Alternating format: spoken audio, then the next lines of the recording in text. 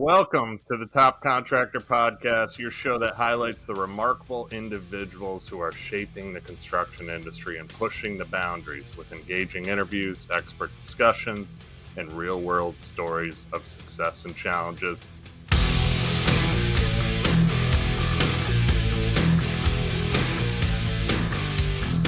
I'm your host, Bill Reiman, your broker builder, and I am here with my co-host, Nate Swinkleton. We're getting somewhere with that nickname, man. We're gonna, I was waiting for like Nasty Nate or Nate Swinkleton, huh? Nasty Nate. We're here with Nate Swinkleton, and today we are bringing you guys a heck of a show. But before we get started, Nate, explain how this show operates. Yes, sir, man. So we got 3 different style episodes on this show. Number 1 would be a deep dive with me and Bill on a specific topic that you, the audience, has asked us to go a deep dive on. Number 2 is we bring on a top performer in the construction space and we interview him on another specific topic. And number 3 is the Construction Connection, where we do go over recent news on 3 different topics. And yeah, that's what we're doing today. So kick it off, Bill. Yeah, today we have Construction Connection. We're going over 3 topics, 3 construction topics within the news, important things happening, and we're going to talk about them and have a little discussion. So with that being said, first topic, you guys can also find these topics. Hopefully, whoever does our editing and everything, they will provide links to these topics on the YouTube channel so you guys can click them, read them for yourself, and kind of read about what's going on. But we decided to kick this one off with our first topic, talking about my home state, Florida. Florida immigrants detailed their exit following DeSantis immigration law. In quotes, I had to leave. So this is a big law that just passed July 1st in the state of Florida. Nate, you want to talk about this a little bit? I know you got a lot of notes. Yeah. Let me switch my page here. So that the article that we originally pulled up, I went and found one that was less emotional. Okay. Because I read Pablo's story and it was like, I had to leave. Yeah. My children left their bicycle in the street, and I'm like, dude, come on, how much did NBC pay for this? You know? Yeah, no, he and I'm just sure couldn't it's fit it bad, in the truck. right? And some of it is completely unconstitutional, but yeah, there's always theatrics with the news. You can never trust anybody. So I've got the facts. All right, here we go. Let's hear them. Before you go too, let me just read exactly so people know what DeSantis just passed. So Ron DeSantis signed SB 1718, the immigration law that goes into effect. It went into effect July 1st. The law imposes strict restrictions and penalties to deter the employment of undocumented workers in the state of Florida. So Governor Ron DeSantis signed the Senate Bill 1718 to combat the dangerous effects of illegal immigration caused by federal government's reckless border policies. This is from DeSantis' website, by the way. So the verbiage you can kind of tell. This legislation makes using E-Verify mandatory for any employer with 25 or more employees, imposes enforceable penalties for those employing illegal aliens, and enhances penalties for human smuggling. Additionally, the bill prohibits local governments from issuing identification cards to illegal aliens, invalidates ID cards issued to illegal aliens in other states, and requires hospitals to collect and submit data on the cost of providing health care to illegal aliens. So, just so you guys know, that's what he just passed. Nate, you take it from there. Yeah, so very mixed emotions on this thing. So some of it definitely borderline unconstitutional, right? States are not supposed to have rights or make the decisions specifically on immigration laws. That's typically a federal thing. But to deep dive into some of this, so I found one article that said this could cost Florida's economy about $12.6 billion a year. And so then I did a deep dive, like, all right, it's going to cost them 12.6, but what are they spending in aid for illegal immigrants? So I looked into that to figure out the real cost, right? Because the real cost is the 12.6 minus, because there is actually a savings by doing this. So they're saving about 8 billion a year minus the 12.6. So it's still going to end up costing them 4.6 million or $4.6 billion in lost economical revenue because of this, right? The other thing that I found interesting is this is based on 1.2 million illegal immigrants, and the majority of them actually were paying taxes. So kind of rocking the boat there. They're paying their taxes, you know.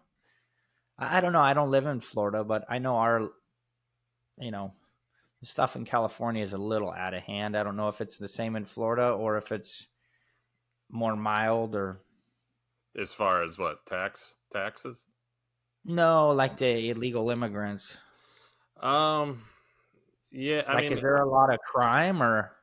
not that, I mean, there's crime in every city. Let's put it that way. But on the legal immigrant side of things, going back to Pablo's story that you talked about, where Pablo had to leave his bike behind, it was very dramatic by NBC. But he was also reading that story. He was a citizen or not a citizen, but he was here working for, I think they said 8 years.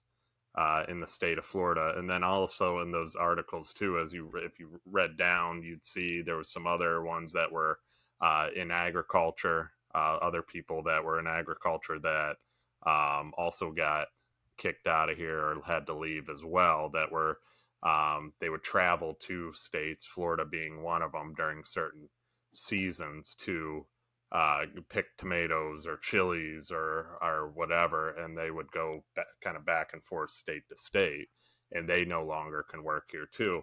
So overall, what's happening with this too, the industries that are going to be very affected by this are the construction and agricultural industries. I know a builder, another builder in the area. I was having a conversation with him. He was telling me that between his painters and his drywall company alone, that he subs out, they lost 50 employees. 50 employees went elsewhere Out because of of this. how many? Like, is that like half his workforce? Probably half the workforce. Yeah. I mean, Holy he crap. subcontracts them out. And so I know labor's tough here as far as cost as is because the affordability in this general area in Florida, and I know on the other coast as well. Miami is like one of the most expensive places to live. Naples and this area are getting to be about the same. So a lot of our employees travel down 45 minutes to an hour every day to work down here. But I mean, where does it cross the line with illegal immigration? I mean, you start to think, okay, Pablo there worked for 10 years. He was a hardworking person. He paid his taxes. Where do we go with that? Is that's not somebody that's just coming over here illegally, that's becomes a scumbag gangbanger that doesn't pay his fair, doesn't pay any taxes, just steals from the system, robs the system. This was a man that was working, providing for his family, had a stable job and business that he had in Florida. Then he had to leave. So I know with the whole thing, what Ron DeSantis did is political. Everything they usually do is a political move. The man's running for president. I mean, there's good and there's bad to it. Obviously, it's going to kill the agriculture, with the amount of workers leaving in agricultural and construction, with the construction boom happening in the state of Florida, too, with the mass amounts of people trying to live here. We're going to have a ripple effect and it's going to create some issues. Now, what's usually that issue is costs go up because labor is harder to find. Costs are already up, due to inflation and so on, but now we're going to have labor cost up. Yeah, So delayed production too. yeah. If you lose half of your people, Mm-hmm. things are going to move at half the speed they usually were, or you could just get a non-performance letter on a project and just pretty much get kicked off the project, right? because Mm-hmm. there's certain, like in the commercial space anyway, there's certain GCs that they don't give a crap about a labor shortage. They have to hit a deadline on a couple $100 million or $1 billion project, and if a subcontractor isn't performing, they're going to send them a notice of delay or a lack of manpower on site. And if you don't fix that, usually within 48 hours, they could backcharge you or terminate your contract. Mm-hmm. So, and I think you said this just went into effect in July, right? So like we haven't even seen the effects of it really yet. 30, 60, 90 days down the road, it's going to be huge. One point that I thought was really weird is they're basing all of this immigration stuff on what the heck was it called? E-Verified. And I had a note on here. Let me find this thing. Yeah, what's the E-Verify? I read that in DeSantis's. Yeah, so E-Verify, it's a system that the government has made up where it pretty much, like, you could look somebody up and it tells you if they're legally authorized to work. But here's the funny part, that there, of course, since the government made it, there's errors in their system. And there is an estimated, just in Florida, there's 11,053 workers that could receive an error code, like if you look them up, saying that they are illegal when they are legal. Wow. So watch out, Bill. They might try to deport your ass. I thought, and how did they come up? The government is so goofy that the fact that they could come up with the number 11,053. How do they have the accuracy to do that, but they don't have the accuracy to fix the damn problem? You know what I mean? They have ungodly amounts of money, but their systems are so flawed. It's a mess. Yeah, and going back to the man that just worked for 8 years, I don't know the hoops and the hurdles of becoming a legal immigrant here. I mean, it may take years and years and years, I've heard. Maybe he was in the process but never did it, so now he has to leave. So how's that fair to him when he's a tax-paying citizen? So there needs to be some kind of divide with that, or some kind of regulation Florida should have figured out, I think, because the construction industry is full of immigrants, agricultural full of immigrants. I mean, Florida's full of immigrants. And now to lose, I think in that article, I pulled up that same article that you were reading. It said some 2.7 million immigrants made up 26% of Florida's labor force in 2018. According to the census analysis, more than 300,000 worked in the construction sector alone. So, and that was in 2018, so I can only imagine 2023, those numbers are a lot higher. So, with the industry being how much demand there is for building in the state of Florida right now, I don't know. It's going to be interesting to see the next months ahead. The final towards the end of the year and into next year, what Florida's going to do as far as lack of labor, because there's so much demand of people trying to be here in commercial and so on. So very interesting situation with the governor, and he did that. I know it was a big political thing too, and there's points to it. I'm not against it totally, but I'm against it in ways of somebody that's worked here and paid his share of taxes and had his worked his ass off for his family for years and years and had a business, and now they're kicked out and have to go somewhere else. Yeah, and I think to some level of extent, it is a little negligence on, the contractors and business owners who are employing some of these illegal immigrants, because I know everybody has done it at one point or another in business, where you hire a laborer or a guy and you just kind of give him the look and you're like, hey, you got the paper. Okay. Yeah, sure. As long as you can give me a social security number, that's okay. Like, I don't need to know, right? We've all done that at some point.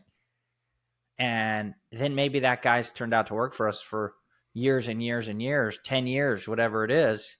But have we stopped and helped them or sponsored them to become a legal citizen, right? So that's shame on us if that's part of the scenario, because that's kind of contributing to it. We should at some point take responsibility and do what we can to help. So I know my dad, he's been in business here in California for 35 years, landscape general construction company, and he actually sponsored a few of his guys, and I think it took like 3 to 5 years, but he financially like helped sponsor them and get them through the whole process so that they were legal, right?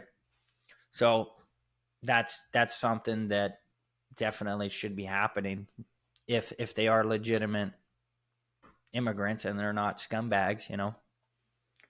Yeah, I like that too. I mean, it should be part of the process, and it'll create more opportunities. It'll create more businesses. It'll create more, revenue for the state in general too. I mean, losing, like you said, those numbers you said at the beginning too, losing that many people, it's got to put a dent in Florida and production overall too. And it's even with the agricultural side of things too. Florida's vast with agricultural and farming and so on too. So it should be kind of interesting to see how they're going to deal with that as well. So Yeah, I mean, at the end of the day, it's roughly 1.2, excuse me, little burp from my energy drink, 1.2 million illegal immigrants. So, like, where do they go shopping, right? Where do they get gas? Because it's not like they're all living under a freaking rock. no, You're just like hanging out. Hey, it's like they're spending money somewhere. And here's the other thing too is like, oh, welfare or oh, EBT. Okay, but it still stimulates the economy because it's still money circulating back into the economy. Yeah, we have to pay it as taxpayers, but if we're business owners, some of that money ends up back in our pocket. So, very interesting topic. You want to roll to the next one here? yep, let's roll. Let's do the next one we got up is 5 charts that are hinting at what's in store for the construction industry in 2023. The reason we pulled this one up is obviously after 2022 and all the hurdles and craziness we went through with inflation. People want to know what's happening here in 2023 and what's kind of projected ahead. So, Nate, what you got? I'll let you start on this one. I know, kind of going into the article a little bit, it said 2022 has been a mixed bag for the U.S. construction industry. The past year brought skyrocketing inflation, interest rates, but contractors remained optimistic despite rocky economic conditions. Here's the look at kind of 5 key indicators that suggest for contractors a good, a decent year ahead. So, Nate, kind of go if you want to go into this a little bit. Yeah, for sure. So the first one of the 5 is backlogs, right? Backlogs remain very steady. I know our backlog is growing every month, right? The only area that I see on our end tightening up a little bit is like large apartment developments, but those are I think most of that is just getting held up by like planning, because I see some huge ones that we're contracted on starting towards the end of the year. So like next year is even looking more promising than this year. So definitely backlogs remaining steady. Let's Yeah, and see. on Let me our end, or on our end on the backlogs too. I mean, we're steady on the building end. Like I said in the last topic, demand in the state of Florida is still high. People are still wanting to be here um, due to a lot of different reasons compared to Nate's home state of California. Little jab at Nate there. But a lot of people are wanting to be here. They're trying to build new houses. They're trying to buy houses. Market here has kind of went back to a normal market where things aren't just insanely crazy like they were 2 years ago, but there is still high demand. There still is backlog. People are still wanting to build houses, even with the costs being the way they are and the rates being the way they are as well. So, next one was the material prices remain a little volatile. So, we kind of know this. Nate, I'll let you get into this because you deal with a lot of steel products too. What are you seeing on your end with material? Yeah, we deal with over 1 million pounds of steel a year. Well over that, actually. So on steel, a lot of those prices have leveled off. I don't see too much of that going up. It's kind of back to normal. Some of the, like your wide flange pricing and your plate pricing, is actually coming down. I can't speak on lumber or anything else because literally all we buy is semi-loads of steel. So I can talk about lumber. Lumber has stabilized quite a bit, just like steel. Since last year too, lumber's come down quite a bit. I could reference like a trusses that we signed for, and then just received an updated bid because they check them again before delivery, and that bid went down $30,000. So that just tells oh you, wow. yeah, and the customer was And very happy. supplies up too, right? Supplies up. Lead times are down for the Lead most time, part. yeah, yeah. We're Like I still think, we're still having to kind of plan ahead on selection side of things with appliances and so on, but it's definitely gotten yeah, better. They're not taking as long to get, and then other materials, concrete, we had an issue at one point with. That's, I mean, concrete prices, they raise them every year just until they can't. That until they things slow down. It's just how concrete's always been down here. And how does concrete work down there? Because out here in California, like there's cement plants and like block yep. CMU manufacturers like all over the freaking place in California. So is it more selective in Florida where there's a lot more trucking and there's less supply, or how's that work? There's plants. I mean, the main plant here is CMEX. That's the main plant that we have here, and that's where a majority of people get their concrete from. Because anywhere else, you're gonna have to. The trucking is gonna be more because you're gonna go more north. So it's kind of what you said. I mean, there's plants all over the state of Florida. Yes, to answer your question, but there's select ones that they use here, and they kind of justify the prices based off of that plant and what they're getting per yard. So it's So strictly off supply and demand then, because there's only like correct. one person that covers your whole area per se. Yeah, so I mean, supply's hot right now. Our demand's hot right now, so they're gonna raise the price every single year. Usually, there's a Hmm. concrete raise.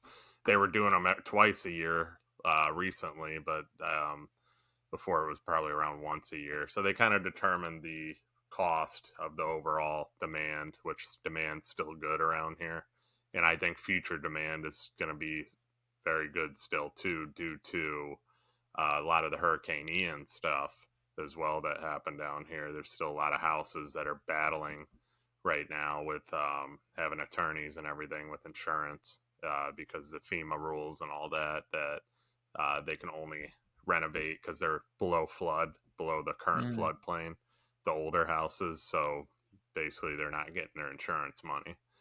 Is another thing. So eventually, they're going to have to sell. Those houses will be torn down and new houses will be built. So, yeah, Maybe it's that's an crazy. investment opportunity there for you, huh? Could be, yeah, it could be. So it's always something here in the Sunshine State, Nate. Always something. That's it, man. You can turn somebody else's disaster into your opportunity if you're creative enough. Mm-hmm. All Uh, right. What's the next one we had? Oh, labor shortage. Um, you can hit on that one. labor shortages. We just kind of talked about so labor in my area, and Nate and I are gonna use kind of our areas and what we see. Obviously, it could be different in your areas. We'd love to hear it. So please comment on the channel below. See that, Nate? Got to get them to work. Make them comment. So comment, write us in what you guys are seeing out there. But labor shortages here. I mean, Nate and I were kind of talking about this before the show. I know there is some. I mean, I haven't really felt it to a full extent. I mean, I know with our subcontractors, it's been harder to find. But we have a loyal group of subcontractors that are primarily doing our stuff. Maybe more challenging for other builders because everybody's so busy down here and locked into kind of doing stuff. I've searched for other subs, some don't answer because they're so busy. But I've seen, because Florida being the way it is with everybody moving here too, I've seen new businesses popping up, driving on the road, and so which creates more options for the contractors here as well. Hiring wise, I haven't really had an issue. We've put out some ads and we've gotten people, and I've also come across people that we've hired as well too. But I know there's some issues in other areas. But here, with the whole thing with DeSantis, like we talked about, I think there's going to be some issues coming up here in the near future, which is going to cost more money for labor, plus the demand, and there's not as many people in the construction industry anymore, which is going to increase prices, in my opinion, too, in the future. But Nate, what do you got on where you're at? Yeah, I mean, a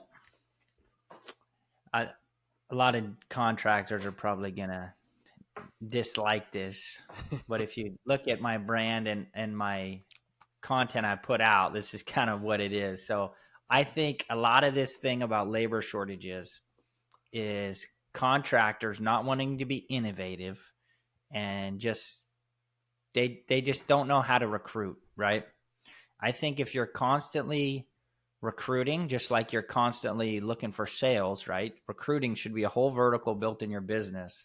Then you will never have labor shortages.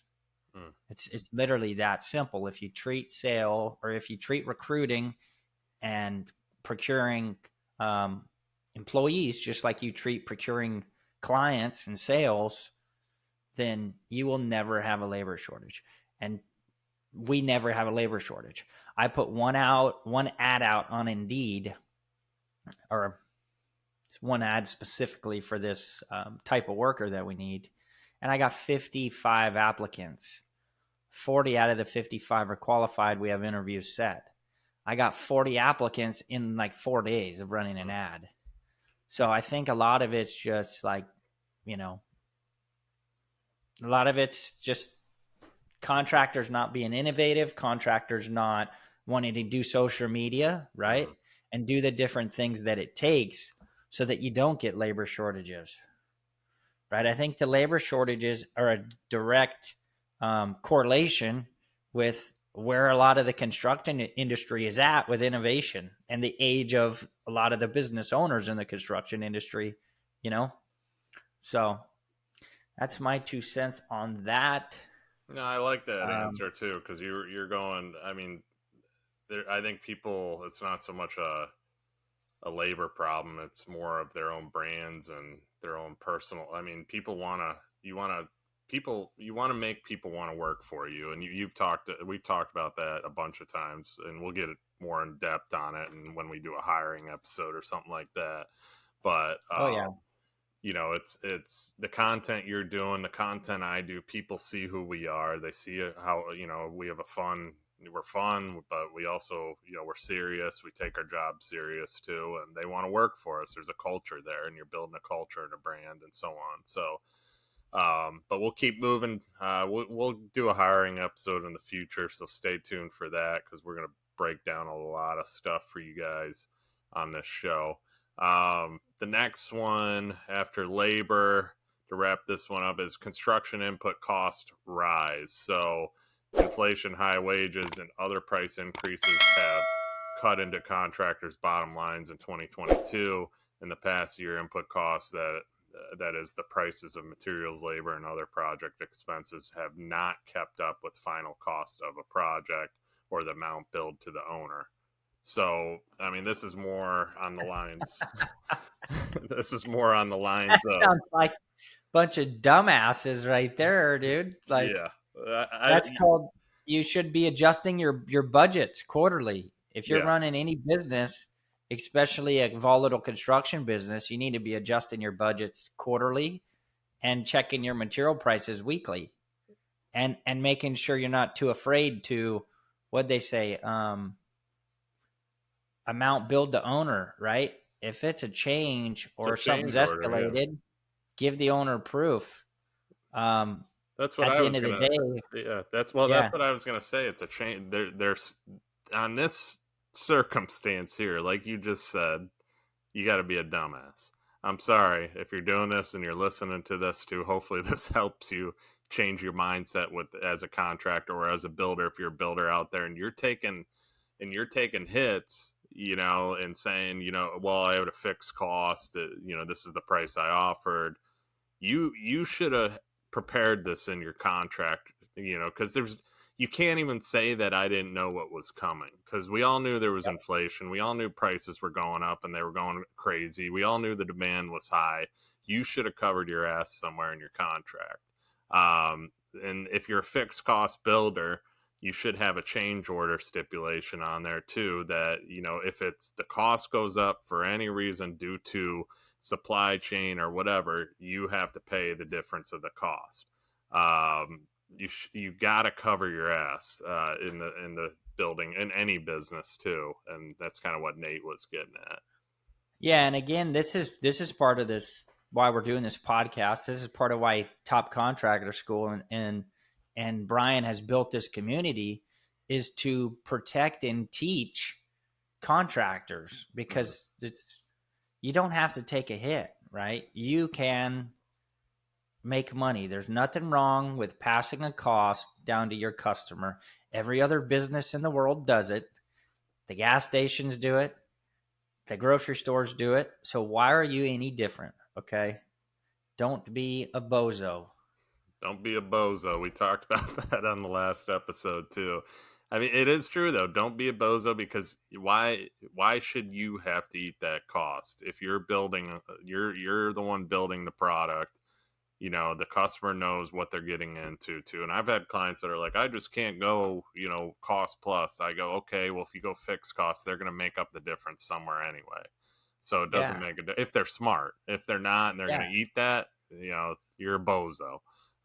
So there's going to be something in their contract that makes them, if there's a difference in cost, they're going to be covered, because in the world today, it's impossible. I have subcontractors that if you sign their bid, it's only good for 15 days. But that's smart on their part too. I mean, I can't blame those guys. My bid's only good for, if I was a sub, I'd do the same thing, 10-day, 15-day bid. And then if the price goes up, it goes up. They have to do that because they're covering their butts too. So, It anyway, just comes down to a lack of education, right? Lack of education, and a lack of really clarity of what you're providing to your customer. If you know you're providing your customer tremendous value, then you will have no problem charging them more money for that value. Right? So there's an epidemic in this industry, and this podcast here and this community is going to fix that. I guarantee it. Yeah, for sure. Let's keep this moving. We'll go into the next one. This one's going to be a good one. So Nate, I'll let you read this one. I'm excited for this one. Yes. So the MSG sphere lights up Las Vegas. So we're going to, I think they just lit it up. You were there, weren't you, when they lit it up for the first time? No, that was they lit it up the week after we left. Go figure. I would love to see that ball of glory light up. Yeah, pretty insane steel structure too, man. So we're going to do a little dive into some of the dirt on the MSG sphere,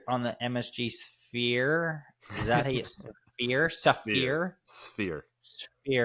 Sorry, I didn't make it to that class, apparently.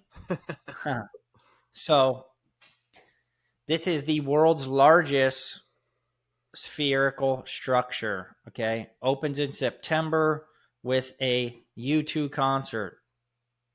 Like, come on. Could they have not have gotten anybody better to open that thing than U2? That you're a U2 fan, man. Isn't that your favorite band? God. I wanna run That's you too, right? Yeah, yeah, I don't yeah. even know. Sing it. They could have had like Elton John or Billy Joel open that thing. I think Elton John would have killed it with a spinning piano on the stage. That'd have been badass. Nah, man, you All got to right. settle. Anyway, You got to go with the U2. yeah, I don't know about it, bro. So, a couple quick facts about this thing. So the target budget was $1.2 billion for construction. The final budget doubled, 2.3 billion, nearly doubled. Mm. That's insane. Somebody got fired on the budget department. Oh yeah. Oh yeah. But you know, MSG is owned by the Madison. What the hell's going on with my verbals today? The Madison Square Garden Group, right? So they got so much damn money, it doesn't matter. But some quick facts. Approximately 730 tons of steel on this project. Some of the most insane tubular connections of steel to construct this thing. Very impressive structure. But we have some dirt. There's 2 lawsuits pending. Apparently the GC owes some contractors over $3.1 million that are still owed. So one of the GCs, that's not good. Not good. Somebody messed up. Somebody forgot to get a change order signed, I guess. That billing department again. Yeah. You got to, guys in commercial construction, man, don't do anything before you have a signed change order. That's where like having iPads in the field comes in handy. Hey, sign this T&M ticket. Boom. Good. Submitted. Anyway, so apparently one of the contractors, the let's see, where is it at? Yeah, RLB is the company. So the owner comes in of MSG, and he wants the largest bar in the world constructed in this place. So they start building this largest bar in the world inside the MSG sphere, and then he comes in and says, "No, I don't like it," and rips the whole fucking thing out. And then doesn't pay him for any of the work. Then says, "No, we never did this." Oh no. Definitely sounds like some commercial contractors there. Okay. So they owe 3.1 million to that guy, and then they also owe 3.3 million to Harris Rebar. So Harris Rebar? Oh, Harris the manufacturer, the supplier. Yeah, so it's like, come on, $6 million you owe some small subs. Your construction was 2.3 billion. You can't just stroke a check. That ain't right. No, that ain't right. Also, so more Jews. Yeah, they open this sphere. They finish the construction. They sell all the tickets to the premiere to the U2 concert on September 29th. And then Nate's one of those. Yeah. Oh, yeah. I'll be there front row. I want to run. Yeah. Get out of here. Aren't they British or something? I'm not a fan. I don't know. I don't know, man. You tell me, man. That's your band. Yeah. So one of the big attractions of going to any concert or event at this venue is that there's a unobstructed view of an approximate 1,200 foot tall LED screen, floor to ceiling. And supposedly from every single seat in the venue, you can see that floor to ceiling screen. That was the sell of this whole project. Nothing of its kind like that. 4D technology too. Yeah, 4D technology. The imagery in there is insane. Like just lights all around you. They can just totally change the whole vibe, right? Except for 800 seats in the premiere section. So they finish this whole build not knowing, and then they sell all these tickets, and now there's 800 seats where the view for, I think, 1/3 of this 1,200 foot tall screen is obstructed. Wow. So needless to say, they're getting sued by a lot of people who bought these tickets. And I was thinking, okay, you spend almost $2.5 billion on this, and you didn't have any AI technology to model this building and then make it so you could sit in every single seat, right, with AI goggles or VR goggles and look around and then realize that at 800 seats, there's an obstructed view. Yeah, you think there'd be a little bit more research on that for 2.3 billion. Oh, I'd lose my shit if I was paying that bill and that happened. Whew. Yeah. Maybe it was Harris Rebar that jacked it up. Maybe that's why they're not getting paid. Who knows? Yeah, somebody got pissed off. Maybe it was the guy that had to tear out that bar. Who knows, man? He got pissed and like changed the elevation of the seats. Yeah, he's like, let's mess with these guys a little bit. Let's play the game here. So, but I mean, it is a cool building. I mean, if you guys, a lot of you have probably seen that, listen to this, kind of the pictures of it and where the whole outside lights up. All LED exterior, so it's the world's largest spherical structure, 516 feet wide by 366 feet tall. Approximate seating is 17,600, which 800 of those you can't see anything, according to Nate here. And there's has a standing room section with an additional 20,000 people. I'm guessing that's part of that 800. The standing room there, and it's basically structure marquee attraction, features 580,000 square feet, fully programmable LED exterior. So it's that's insane, man. This thing is crazy. They can light that thing up any way they want. I've seen it as a basketball. I've seen it with during the 4th of July. They had American flags all over it. It's a pretty cool thing. It's all 4D technology. I don't know. I've never really sat in 4D. I know like Universal Studios, when I went there last time, has something in 4D. I think it's the Minions. I did not go. So oh, come on. You didn't go the Minions? Not Minions 4D, man. That line was a little too long for me to wait and sit and watch the Minions. Plus, the wife doesn't do too good with the spinning and the whole thing, too. Oh, God, I hate that. I'll puke. Yeah, no fun. So we passed on the old Minion 4D adventure, too. But what you got? What else you got on this whole sphere? That's the only dirt I have, man. I guess there was a noose found on the steel as well. That's some dirt.